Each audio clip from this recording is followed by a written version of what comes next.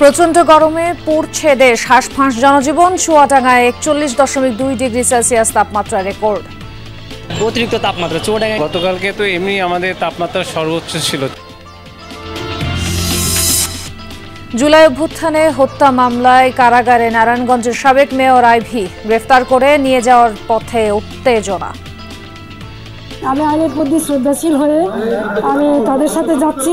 তার নামে সিদ্ধিগঞ্জ থানায় 4টি এবং ফতুল্লা থানায় একটি হত্যা মামলা আছে। আমরা সিদ্ধিগঞ্জ থানায় একটি হত্যা মামলা তাকে গ্রেপ্তার দেখিয়েছি। ব্রাহ্মণবাড়িয়া সীমান্তে 1 বছরে বিএসএফ এর গুলি ও নির্যাতনে মারা গেছেন 4 জন, আহত 3। হতাহতের ঘটনায় ক্ষুব্ধ স্থানীয়রা। বিএসএফ বাংলাদেশ আইসা গুলিটা মাইরা বিএসএফ চলে গেছে। সরকারের কাছে আবেদন জানাই, আমি বিচার চাই। ইন্ডিয়ান সীমান্তরক্ষী বাহিনীর তারা এই পাখির মতো গুলি করে আমাদের দেশের যুবকদেরকে হত্যা করে। বাউফলে কোটি টাকার ব্রিজ এখন গলার কাঁটা। খালের প্রস্থের চেয়ে দৈর্ঘ্যে কম, ক্ষুব্ধ এলাকাবাসী।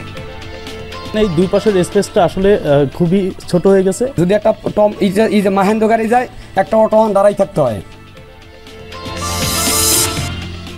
পাইলট আসিম জাওয়াদকে হারানোর 1 বছর, আজও কান্না থামেনি মায়ের। ব্যবহৃত জিনিসপত্রে খুঁজে ফেরেন সন্তানকে। আমার সন্তানের স্মৃতি রক্ষার্থে একটা কিছু করা হোক, যাতে ভবিষ্যৎ প্রজন্ম আমার সন্তানকে স্মরণ রাখতে পারে। প্রচন্ড গরমে পড়ছে দেশ, সূর্যের প্রখরতায় হাঁসফাঁস জনজীবন। আজ সর্বোচ্চ তাপমাত্রা রেকর্ড করা হয়েছে চুয়াডাঙ্গায় 41.2 ডিগ্রি সেলসিয়াস। রাজশাহী, রংপুর ও ঢাকা সহ বিভিন্ন বিভাগের ওপর দিয়ে বয়ে যাচ্ছে মৃদু থেকে মাঝারি তাপপ্রবাহ। বেশিরভাগ জেলাতেই তাপমাত্রার পারদ 40 ডিগ্রি ছুঁই করছে। সাপ্তাহিক ছুটির দিন হওয়ায় প্রয়োজন ছাড়া বাড়ির বাইরে বের হচ্ছেন না কেউ। তীব্র গরমে সবচেয়ে বেশি বিপাকে পড়েছেন খেটে খাওয়া মানুষ। রাস্তাঘাটে যানবাহনের সংখ্যাও তুলনামূলক কম। আবহাওয়া অফিসের তথ্য মতে আগামী 72 ঘণ্টায় কয়েক জেলার ওপর দিয়ে তীব্র তাপপ্রবাহ বয়ে যেতে পারে। অতিরিক্ত তাপমাত্রা চুয়াডাঙ্গায় অনুযায়ী প্রত্যেক দিনই তাপমাত্রা অতিরিক্ত, আর 4-5 দিন ধরে অতিরিক্ত তাপমাত্রা। এই তাপমাত্রার কারণে লোকজন একেবারেই বেড়াচ্ছে না, সীমিত। ওই বিকেলে চাইতে একটু বেড়াচ্ছে, 1-1.5 ঘন্টা লোকজন থাকছে, আবার ইফতারের জন্য চলে যাচ্ছে। গতকালকে তো এমনি আমাদের তাপমাত্রা সর্বোচ্চ ছিল চুয়াডাঙ্গাতে, এবং আমাদের চুয়াডাঙ্গাতে আজকেও তাপমাত্রাটাও খুব বেশি বলে মনে হচ্ছে। তাপপ্রবাহের আরো খবর জানবো। চুয়াডাঙ্গা থেকে সরাসরি যুক্ত হচ্ছেন সহকর্মী জিসান আহমেদ। জিসান, সর্বোচ্চ তাপমাত্রা রেকর্ড করা হয়েছে চুয়াডাঙ্গায়। বিকাল হয়ে গেছে, এখন বিকালের আবহাওয়া কেমন আমাদের জানাবেন।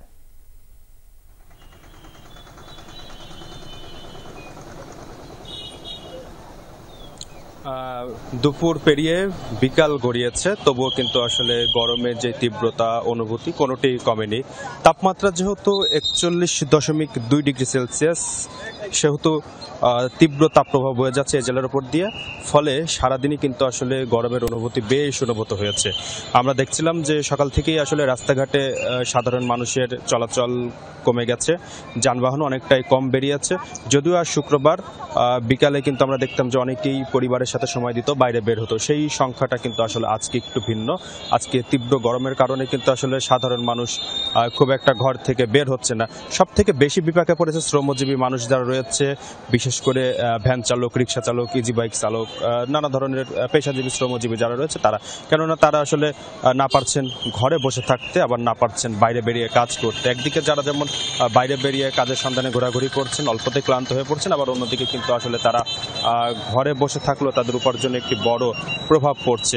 সব মিলে আসলে পরিস্থিতি বলা যায় যে এই তীব্র গরমে হাঁসফাঁস করছে গোটা জনজীবন, ব্যাপক দুর্বিষহ জীবন পার করছে সকলেই। একই সাথে আবহাওয়া অফিসের পক্ষ থেকে এখনো পর্যন্ত যেই পূর্বাভাস রয়েছে, এখনো পর্যন্ত কোনো ধরনের সুখবর নেই। অর্থাৎ 13 তারিখের আগে কিন্তু চুয়াডাঙ্গায় বৃষ্টির কোনো পূর্বাভাস নেই। ফলে আগামীতে আরো কয়েকদিন তাপমাত্রা আরো বাড়তে পারে। তাজনীন, ধন্যবাদ জিসান। এবারে রাজশাহীতে যাব। রাজশাহী থেকে যুক্ত হবেন সহকর্মী তারেক মাহমুদ। তারেক, রাজশাহীতে আজকের তাপমাত্রা কেমন? গরমে জীবনযাত্রার কি অবস্থা? তাজনীন, ভ্যাপসা গরম আর প্রচণ্ড রোদে কিন্তু রাজশাহীর জনজীবন অতিষ্ঠ। আজকে আবহাওয়া অফিসের সাথে আমি কথা বলেছি। আজকে রাজশাহীর সর্বোচ্চ তাপমাত্রা রেকর্ড করা হয়েছে 37.9 ডিগ্রি সেলসিয়াস, আর বাতাসের আর্দ্রতা ছিল 37%। এই এমন আবহাওয়ায় সূর্যের তাপ সেটি কিন্তু উত্তপ্ত হয়ে উঠেছে এবং যাতে রাজশাহীর জনজীবনে কিন্তু অনেকটাই প্রভাব পড়েছে। এই গরমে সব থেকে কষ্টে দিন পার করছে বিশেষ করে শ্রমজীবী যারা মানুষ রয়েছে তারা। সকাল থেকে আমি যতটুকু দেখেছি যে মানুষজন বাইরে কম বের হওয়াতে যেমনটি হয়েছে, রিক্সা চালক, অটো চালক থেকে শুরু করে যারা শ্রমজীবী মানুষ তারা বের হয়েছেন শত কষ্ট করেও, রোদ উপেক্ষা করে কিন্তু তারা কাজ করছেন। তবে মানুষ কিন্তু কম বের হওয়ার কারণে তাদের আয় কমেছে। অন্যদিকে প্রচণ্ড দাবদাহ গত কয়েকদিন থেকেই প্রায় 40 ডিগ্রি সেলসিয়াস ছুঁই করছে। এই গরমে হাঁসফাঁস করছে কিন্তু পথচারী থেকে শুরু করে প্রাণীকুল, বিভিন্ন প্রাণী থেকে শুরু করে পশু পাখি, তারা কিন্তু পানির খোঁজ করছে। আমি সেটি দেখেছি। দুপুরের দিকে কিন্তু মানুষজনের উপস্থিতি দুপুরে এবং একটু আগেও খুবই কম ছিল এবং এখনও কম। বিশেষ করে মানুষ সন্ধ্যার পরে বের হচ্ছে। এবং অন্যদিকে রাস্তাঘাটে যে বিভিন্ন ফলের জুস থেকে শুরু করে বিভিন্ন পানীয় বিক্রি বেড়েছে। তবে হাসপাতালের চিকিৎসকরা বলছেন যে এই ফলের জুস এবং পানি না খাওয়ার জন্য। এবং অন্যদিকে এই গরমে, প্রচণ্ড গরমে কিন্তু রাজশাহী মেডিকেল কলেজ হাসপাতালে ডায়রিয়া থেকে শুরু করে গরমজনিত যে রোগের সংখ্যা কিন্তু বৃদ্ধি পেয়েছে, রোগীর সংখ্যা বৃদ্ধি পেয়েছে। এবং এখন পর্যন্ত গত কয়েকদিন থেকে কিন্তু তীব্র তাপদাহ এবং এই গরমে জনজীবন অতিষ্ঠ হয়ে উঠেছে। তাজনীন, যুক্ত হওয়ার জন্য ধন্যবাদ তারেক। বিগত বছরগুলোতে দেশে মেগা প্রকল্পের নামে লুটপাটের মহোৎসব চলেছে, এমনটাই মন্তব্য করেছেন সড়ক পরিবহন ও সেতু উপদেষ্টা ফাউজুল কবির খান। দুপুরে বরিশালের মৌলভীর হাট খেয়াঘাটে বিআইডব্লিউটিএ ড্রেজিং কার্যক্রম পরিদর্শনে যান তিনি। সাথে ছিলেন নৌ পরিবহন উপদেষ্টা ডক্টর এম সাখাওয়াত হোসেন। এ সময় ফাউজুল কবির বলেন, উন্নয়ন ত্বরান্বিত করতে জনগণকেও সরকারের পাশে থেকে সহায়তা করতে হবে। নৌ পরিবহন উপদেষ্টা বলেন, সরকারি কাজে কেউ বাধা সৃষ্টি করতে চাইলে তাদের বিরুদ্ধে কঠোর ব্যবস্থা নেওয়া হবে। রাস্তা আছে, সেখানে মেট্রো হয়েছে, যেখানে নানান রকম জিনিস হচ্ছে, মেগা প্রকল্পের নামে নানান রকম হয়েছে। এবং এগুলো করা হয়েছে প্রধানত যে এগুলো সরকারের অর্থ আত্মসাৎ করার জন্য এইসব প্রকল্প। আপনি বাধা দেবেন, আমার এখানে বালি ফেলতে পারবেন না, ওখানে ফেলতে পারবো না, এইখানে ফেললে ঘাট পড়ে যাবে। ইঞ্জিনিয়ার উন্নয়ন কাজে আপনারা যদি বাধা দেন কেউ, তাহলে এটা অন্তত আমরা এই সরকার সহ্য করবো না। আওয়ামী লীগ নিষিদ্ধের দাবিতে কয়েক জেলায় বিক্ষোভ করেছে বৈষম্য বিরোধী ছাত্র আন্দোলন সহ বিভিন্ন রাজনৈতিক সংগঠন। জুমার নামাজের পর রংপুর মহানগরীর জিলা স্কুল মোড়ে জড়ো হন বৈষম্য বিরোধী ছাত্র আন্দোলন, জাতীয় নাগরিক পার্টি, মহানগর জামায়াত, ছাত্রদল সহ বিভিন্ন রাজনৈতিক দল ও অঙ্গ সংগঠনের নেতাকর্মীরা। পরে বিক্ষোভ মিছিল নিয়ে কাছারি বাজার ঘুরে আবারও জিলা স্কুল মোড়ে সমাবেশ করেন। তারা বলেন, আওয়ামী লীগ নিষিদ্ধের দাবিতে সবাই এক। দীর্ঘ 16 বছর আন্দোলন সংগ্রামের মাধ্যমে বিগত সরকারের আমরা বিরুদ্ধে গণ আন্দোলন গড়ে তুলেছিলাম। আমরা সকলে ঐক্যবদ্ধ রয়েছি একটি জায়গায় অন্তত, সেটি হচ্ছে খুনি হাসিনার ফাঁসি চাই এবং আওয়ামী লীগের বিচার চাই। আওয়ামী লীগের নিষিদ্ধের কোনো দৃশ্যমান কোনো কর্মসূচি আমরা দেখতে পাচ্ছি না। আজকে প্রায় 10 মাস হতে চললো। আজকে আমাদের হৃদয়ের আগুন আজকে আমাদের বের হয়ে এসছে। আমরা এখন হয় মরব নইলে আওয়ামী লীগকে নিষিদ্ধ করব। এই দাবিতে আমরা সবাই একমত। এখন একই দাবিতে সমাবেশ ও বিক্ষোভ মিছিল হয়েছে খুলনাতেও। দি রেড জুলাই খুলনা জেলার আয়োজনে এই কর্মসূচি পালিত হয়। দুপুরে আন্দোলনকারীরা শিববাড়ির মোড়ে জড়ো হয়ে বিক্ষোভ করে। পরে মিছিল নিয়ে বিভিন্ন সড়ক প্রদক্ষিণ করে ময়লাপোতা মোড়ে গিয়ে শেষ হয়। আওয়ামী লীগ নিষিদ্ধের বিষয়টি এখন সময়ের দাবি বলেও মন্তব্য করেন বক্তারা। নাটোরেও একই দাবিতে বিক্ষোভ সমাবেশ করেছে বৈষম্য বিরোধী ছাত্র আন্দোলন। দুপুরে কানাইখালী এলাকায় এই সমাবেশ করা হয়। এ সময় দ্রুত আওয়ামী লীগ নিষিদ্ধের দাবি জানান বক্তারা। জুলাই আন্দোলনে হত্যার বিচারের আগে কোনো নির্বাচন হতে পারে না বলেও মন্তব্য করেন নেতাকর্মীরা। জুলাই অভ্যুত্থানে নারায়ণগঞ্জের সিদ্ধিরগঞ্জে পোশাক কর্মী মিনারুল হত্যা মামলায় সাবেক মেয়র ডাক্তার সেলিনা হায়াত আইভিকে কারাগারে পাঠিয়েছে আদালত। সকালে বাসা থেকে তাকে গ্রেফতার করা হয়। বৃহস্পতিবার রাতে আইভিকে গ্রেফতার করতে গেলে রাতভর তার বাসার সামনে অবস্থান নেন কর্মী সমর্থকরা। গ্রেফতার করে নিয়ে যাওয়ার পথেও দেখা দেয় উত্তেজনা। নারায়ণগঞ্জ সিটির সাবেক মেয়র ডাক্তার সেলিনা হায়াত আইভিকে গ্রেফতার করতে বৃহস্পতিবার রাত 10টার দিকে নগরীর দেওভোগ এলাকায় তার বাসভবনে যায় পুলিশের একটি দল। খবর পেয়ে সেখানে জড়ো হন সাবেক এই জনপ্রতিনিধির কর্মী সমর্থকরা। রাত ভর চলে এমন অবস্থা। সকাল 6:45টার দিকে আইভিকে নিয়ে তার বাসভবন থেকে বের হয় পুলিশ। এ সময় উপস্থিত কর্মী সমর্থকদের উদ্দেশ্যে আইভি বলেন, আইনের প্রতি শ্রদ্ধাশীল থাকায় পুলিশের সাথে যাচ্ছেন তিনি। যদিও তারা আমাকে ওয়ারেন্ট ইস্যুটা দেখাতে পারে নাই, কিন্তু আমি আইনের প্রতি শ্রদ্ধাশীল হয়ে আমি তাদের সাথে যাচ্ছি। পুলিশের গাড়িবহরের সাথে এগোতে থাকেন সাবেক সিটি মেয়রের কর্মী সমর্থকরা। এ সময় প্রতিপক্ষের লোকজন সেখানে জড়ো হলে দেখা দেয় উত্তেজনা। পুলিশ জানায়, সেলিনা হায়াৎ আইভির বিরুদ্ধে জুলাই অভ্যুত্থানের সময় হত্যাসহ বিভিন্ন অভিযোগে 5টি মামলা রয়েছে। সিদ্ধিরগঞ্জ থানার পোশাক শ্রমিক মিনারুল হত্যা মামলায় তাকে গ্রেফতার দেখানো হয়েছে। গতকাল রাত থেকে আমরা একটি হত্যা মামলায় সাবেক পৌর সিটি মেয়র আইবুর রহমানকে গ্রেপ্তার অভিযানে যাই এবং সকালবেলায় আমরা তাকে গ্রেপ্তার করতে সক্ষম হই। তার নামে সিদ্ধিরগঞ্জ থানায় 4টি এবং ফতুল্লা থানায় একটি হত্যা মামলা আছে। আমরা সিদ্ধিরগঞ্জ থানায় একটি হত্যা মামলা তাকে গ্রেপ্তার দেখিয়েছি। পরে সিনিয়র জুডিশিয়াল ম্যাজিস্ট্রেট আদালতে হাজির করা হয় আইভিকে। শুনানি শেষে তাকে কারাগারে পাঠানোর আদেশ দেন আদালত। জনাব মাইনুদ্দিন কাদের স্যার, বিজ্ঞ সিনিয়র জুডিশিয়াল ম্যাজিস্ট্রেট, তাকে জেল হাজতে প্রেরণের নির্দেশ দেন। এখন পর্যন্ত রিমান্ডের আবেদন আসে নাই। রিমান্ডের আবেদন আসলে পরবর্তীতে তারিখ ধার্য হবে। সেলিনা হায়াৎ আইভি নারায়ণগঞ্জ জেলা আওয়ামী লীগের সাবেক সহসভাপতি ছিলেন। জাহিদ হাসান, যমুনা নিউজ। ব্রাহ্মণবাড়িয়ায় থামছে না সীমান্ত হত্যা। গেল 1 বছরে ভারতীয় সীমান্তরক্ষী বাহিনী বিএসএফ এর গুলি ও নির্যাতনে নিহত হয়েছেন 4 বাংলাদেশি। গুলিতে আহত হয়েছেন আরও 3 জন। এসব ঘটনায় ক্ষুব্ধ সীমান্ত এলাকার বাসিন্দারা। বিজিবি বলছে, হতাহতের প্রতিটি ঘটনায় জোরালো প্রতিবাদ জানানো হয়েছে। ব্রাহ্মণবাড়িয়ার বিজয়নগরের মুরাদুর রহমানের আয়েই চলত 5 সদস্যের পরিবার। একদিকে আপনজন হারানোর বেদনা, আরেকদিকে সংসার চালানোর দুশ্চিন্তা। দিশেহারা দরিদ্র পরিবারটি। স্বজনরা জানান, গত 8 এপ্রিল সেজামুরা সীমান্তে নিজ ফসলি জমিতে কাজ করতে গেলে মুরাদকে ধরে নিয়ে যায় বিএসএফ। পিটিয়ে গুরুতর আহত অবস্থায় ফেলে যায় বাংলাদেশ সীমান্তে। পরে হাসপাতালে নেয়ার পথে মৃত্যু হয় মুরাদের। কিছু দূর চলে আসার পরে আবার ওনারা ডেকে নিছে। নেওয়ার পরে ওনার হাত বেঁধে তারপরে ভিতরে নিয়ে যায়। নিয়ে যাওয়ার পরে মারধর করে। কালকে আমার একটা গরু নিয়ে যাব, বা আমার একটা ছাগল নিয়ে যাব, বা আমার একটা বাচ্চা ওইদিকে খেলতে গেছে, ওরা এইভাবে ধরে নিয়ে মেরে ফেলবে। কসবার মাদলা সীমান্ত এলাকায় গত 5 মে ভারতীয় সীমান্তরক্ষী বাহিনীর গুলিতে নিহত হন সাকিব মিয়া নামে এক তরুণ। এর আগে গত 28 ফেব্রুয়ারি কসবার আলামিন ও গেল বছরের 22 এপ্রিল হাসান মিয়া মারা যান বিএসএফ এর গুলিতে। এছাড়া গত 1 বছরে গুলিতে আহত হয়েছেন আরও 3 জন। সীমান্তে হতাহতের ঘটনায় ক্ষুব্ধ স্থানীয়রা। আমার ভাই বর্ডার সাইডে গেছে, বিএসএফ গুলি দিছে, বিএসএফ বাংলাদেশ আইসা গুলি করে মাইরা সরকারের কাছে আবেদন জানাই, আমি বিচার চাই। ইন্ডিয়ান সীমান্তরক্ষী বাহিনীর তারা এই পাখির মতো গুলি করে আমাদের দেশের যুবকদেরকে হত্যা করে। এটার দ্বারা কোনো সমাধান হচ্ছে না। সীমান্ত হত্যা বন্ধে বিএসএফকে কঠোর বার্তা দেওয়ার কথা বলছে বিজিবি। সচেতন করা হচ্ছে সীমান্ত এলাকার বাসিন্দাদেরকেও। আমরা এখন বিএসএফ এর সাথে অনেক কঠোরভাবে যে কোনো বিষয়ে কথা বলছি। সীমান্ত হত্যা, মারামারি এই ব্যাপারে কঠোরভাবে সবসময় কথা বলছি। ব্রাহ্মণবাড়িয়ার কসবা, আখাউড়া ও বিজয়নগর উপজেলার সাথে প্রায় 72 কিলোমিটার সীমান্ত রয়েছে ভারতের। জাহিদ হাসান, যমুনা নিউজ। কোটি টাকার ব্রিজই যেন এখন গ্রামবাসীদের দুর্ভোগের নাম। পটুয়াখালীর বাউফলে এলজিইডির ব্রিজ ক্ষতিগ্রস্ত হয়ে পড়ায় তা নতুন করে নির্মাণ করেছে দুর্যোগ ব্যবস্থাপনা অধিদপ্তর। তবে এলজিইডি কর্মকর্তার দাবি, এ বিষয়ে কিছুই জানতেন না তারা। এদিকে ব্রিজটির দৈর্ঘ্যও খালের প্রস্থের তুলনায় 5 মিটার কম। সংযোগ সড়কের জন্য দুপাশে মাটি ফেলায় ব্যাহত চলাচল। পটুয়াখালী বাউফলের নুরাইনপুর রামনগর খাল।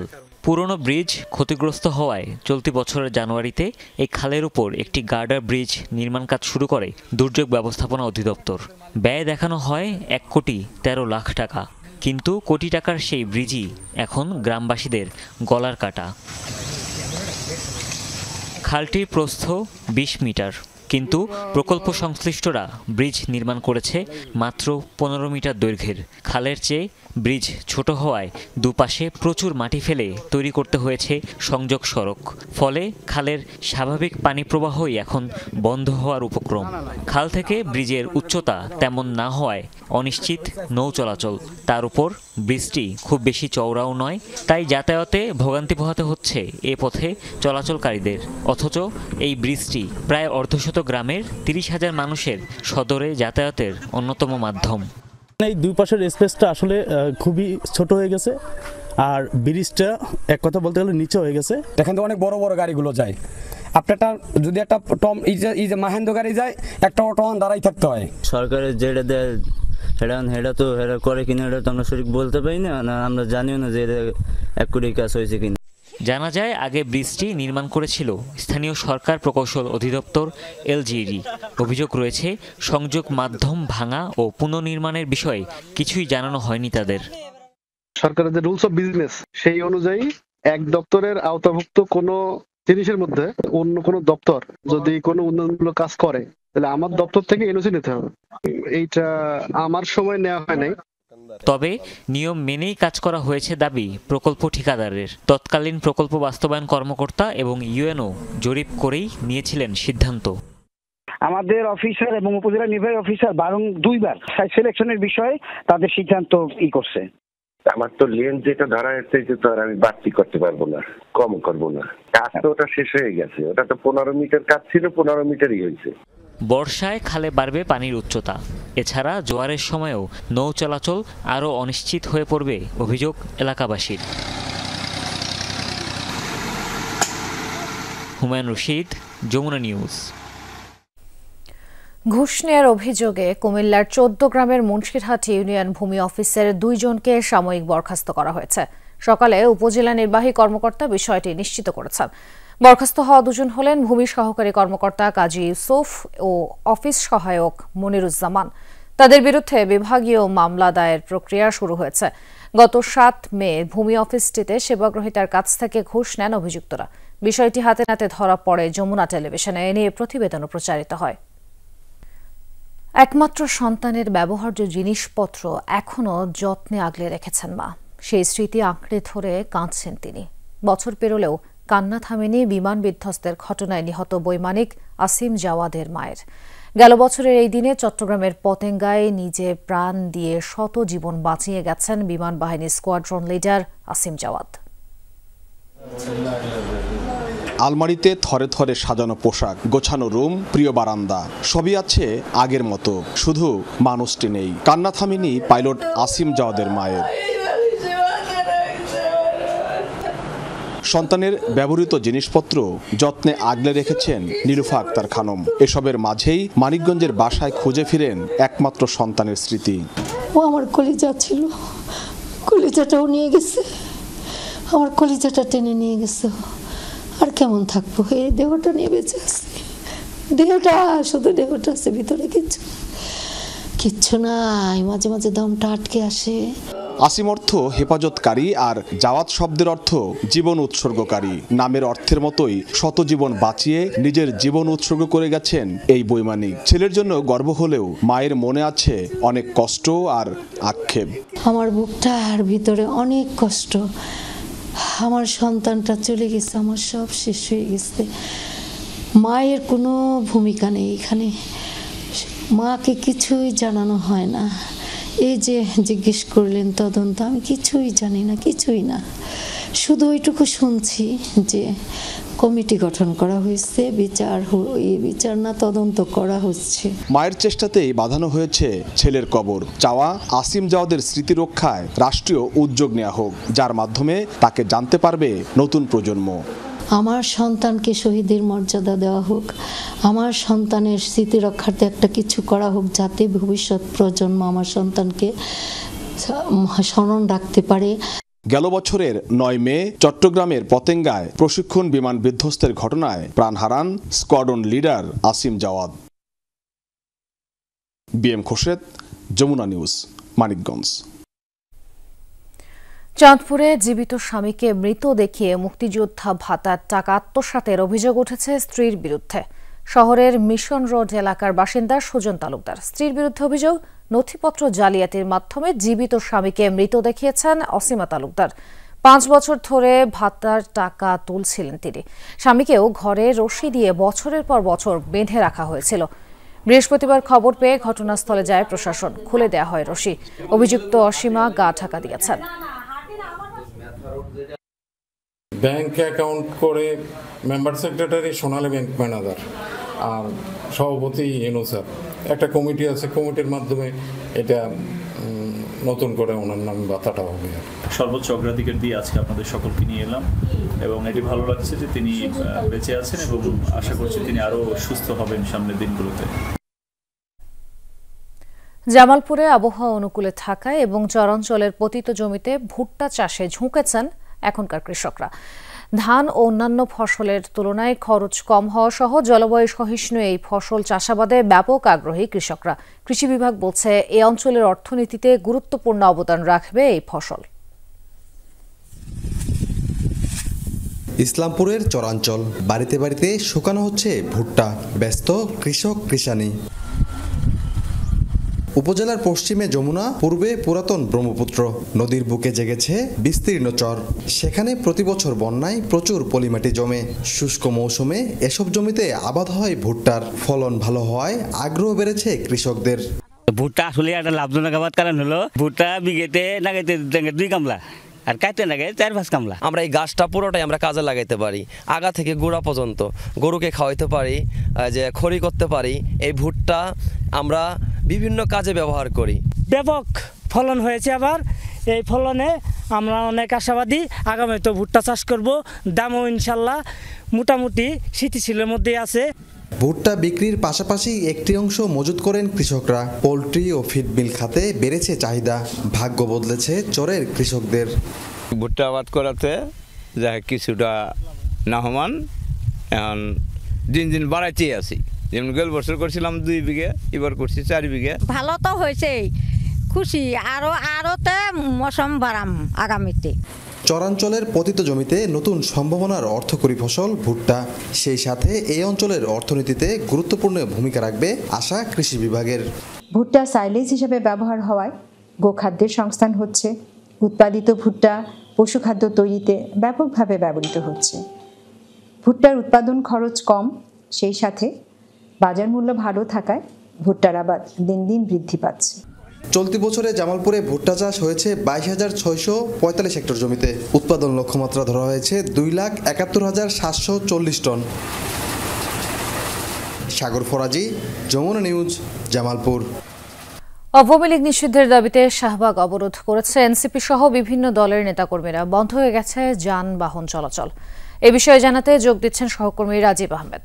রাজীব, শাহবাগে অবরোধের পর কি অবস্থা এখন? আন্দোলনকারীরা কি বলছেন?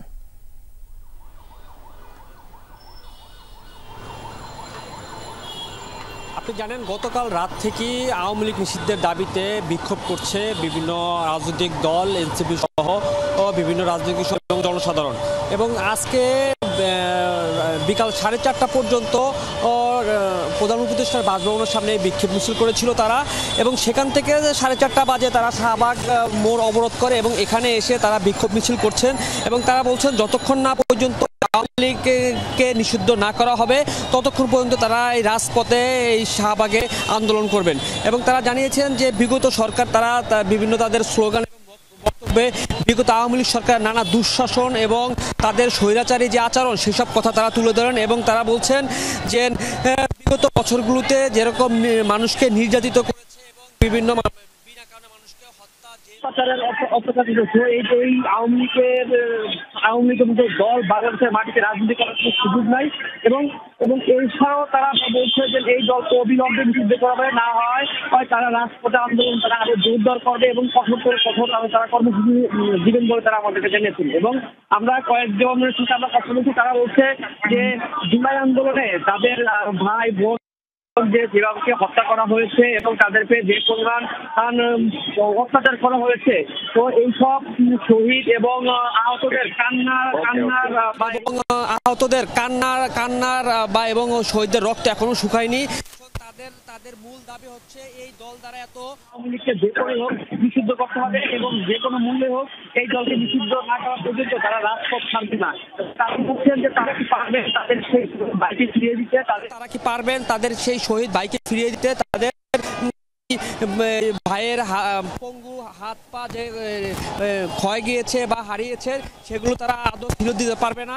সো তারা এই দেশে বা তাদের রাজনীতি করার সক্ষমতা নেই এবং তারা এইটাও বিভিন্ন অভিযোগ এনেছেন যে আওয়ামী লীগের সাথে অনেকে আঘাত করতে চাচ্ছেন এবং আওয়ামী লীগের দোষীদেরকে দেশের বাইরে পালিয়ে যেতে সহযোগিতা করছেন বলে বিভিন্ন তারা অভিযোগ করছেন এবং তারা বলছেন যে যুক্ত হওয়ার জন্য ধন্যবাদ রাজীব।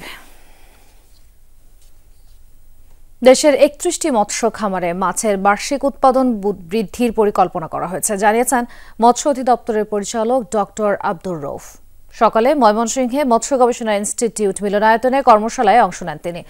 সরকারি মৎস্য খামারের সক্ষমতা ও উৎপাদন বৃদ্ধির লক্ষ্যে অবকাঠামো উন্নয়ন প্রকল্প ব্যানারে এই কর্মশালা অনুষ্ঠিত হয়। মূল প্রবন্ধ উপস্থাপন করেন প্রকল্প পরিচালক মশিউর রহমান। মৎস্য খামারগুলো থেকে মাছের বার্ষিক উৎপাদন 94 টন থেকে 590 টনে উন্নীত করার পরিকল্পনার কথা জানান মহাপরিচালক। বিশ্বকবি রবীন্দ্রনাথ ঠাকুরের জন্মজয়ন্তী উপলক্ষে স্মৃতিবিজড়িত কুঠিবাড়িগুলোতে চলছে বর্ণিল আয়োজন। এ বিষয়ে আরও জানাতে কুষ্টিয়া থেকে যুক্ত হচ্ছেন রুহুল আমিন বাবু। বাবু, অনুষ্ঠানের দ্বিতীয় দিনে আজ কি ধরনের আনুষ্ঠানিকতা রয়েছে আমাদের জানাবেন। তাজনীন, আজকে অনুষ্ঠানের এই কবিগুরুর জন্মজয়ন্তীর উৎসব 3 দিন ব্যাপী উৎসবের আজকে দ্বিতীয় দিন। তবে আজকে ছুটির দিন হওয়াতেই বিকেল থেকেই আশেপাশের যারা মানুষজন রয়েছে, দর্শনার্থী রয়েছে অর্থাৎ এবং কুষ্টিয়ার বাইরেও যারা দূর দূরান্ত থেকে অনেকেও এসেছেন, এসে আজকে এই কবি রবীন্দ্রনাথ ঠাকুরের আজকের যে শিলাইদহ কুঠিবাড়ির প্রাঙ্গণ সেটি কিন্তু দর্শনার্থীদের ভিড়ে এখন মুখরিত হয়ে আছে। এখন সাধারণ যারা দর্শনার্থী তারাও এসেছেন, সেই সাথে আজকে কিন্তু খুলনা বিভাগীয় কমিশনার যিনি তিনিও এসেছেন এবং আলোচনা সভা ইতিমধ্যেই চলছে মঞ্চে। এই আলোচনা সভাটি শুরু হয়েছে বিকেল থেকেই, এটি ঠিক 6টা পর্যন্ত এই আলোচনা সভাটি চলবে এবং তারপরেই সন্ধ্যার পরে থেকেই শুরু হয় আসলে রবীন্দ্রনাথ ঠাকুরের গান এবং গানের সঙ্গে যে নৃত্য থাকে সেই নৃত্য, কবিতা আবৃত্তি এবং পরবর্তীতে তার যে জীবন দর্শন নিয়ে যেসব নাটিকাগুলো রয়েছে সেগুলো কিন্তু মঞ্চায়িত হয়ে থাকে এবং দর্শক শ্রোতা সেগুলো উপভোগ করে। এবং যে 3 দিন ব্যাপী যে আলোচনার যে আয়োজন করা হয়েছে, এই আলোচনায় কিছুক্ষণ আগেও যেটি আলোচনা হচ্ছিল এই শিলাইদহ কুঠিবাড়ি নিয়ে, আসলে এইটা কতটা গুরুত্বপূর্ণ এবং বাংলা ও বাঙালির জন্য কতটা গুরুত্বপূর্ণ। তিনি জমিদারি কাজে আসলেও এই কুষ্টিয়া শিলাইদহ তিনি অবস্থান করেছেন দীর্ঘ সময় এবং এখান থেকে গুরুত্বপূর্ণ বেশ কিছু কাব্যগ্রন্থ তিনি রচনা করেছেন, গীতাঞ্জলি সহ আরও অন্যান্য কাব্যগ্রন্থ রয়েছে, সেগুলো তিনি এখান থেকে রচনা করেছেন এবং সেই বিষয়গুলো নিয়ে এবং কবির জীবন দর্শন নিয়েই কিন্তু সেই আলোচনাগুলো কিন্তু এখন মঞ্চে সেই আলোচনাটি হচ্ছে। এবং আলোচনার পরেই এই যে কবির গানের সঙ্গে নৃত্যের পরেই নাটক দিয়ে আসলে মূলত রাত 11টা পর্যন্ত এটি চলে, তারপরে শেষ হয়। আর আগামীকালকেই শেষ দিন বলে জানিয়েছেন, অর্থাৎ তৃতীয় দিনের যে প্রোগ্রাম, আজকে দ্বিতীয় দিন। এখানে সাধারণ দর্শনার্থী যারা রয়েছে, কথা বলেছি তাদের সাথে, তারাও কিন্তু জানিয়েছেন যে কবিকে জানা এবং বোঝার জন্য আসলে কবির যে দর্শন রয়েছে বাংলা ও বাঙালির সঙ্গে রবীন্দ্রনাথ ঠাকুরের যে সম্পর্ক রয়েছে সেটিকে জানতে এবং বুঝতেই সাধারণ দর্শনার্থী সহ কবি প্রেমী যারা রয়েছেন তারা কিন্তু এই অবশ্যই যুক্ত হওয়ার জন্য অনেক ধন্যবাদ বাবু।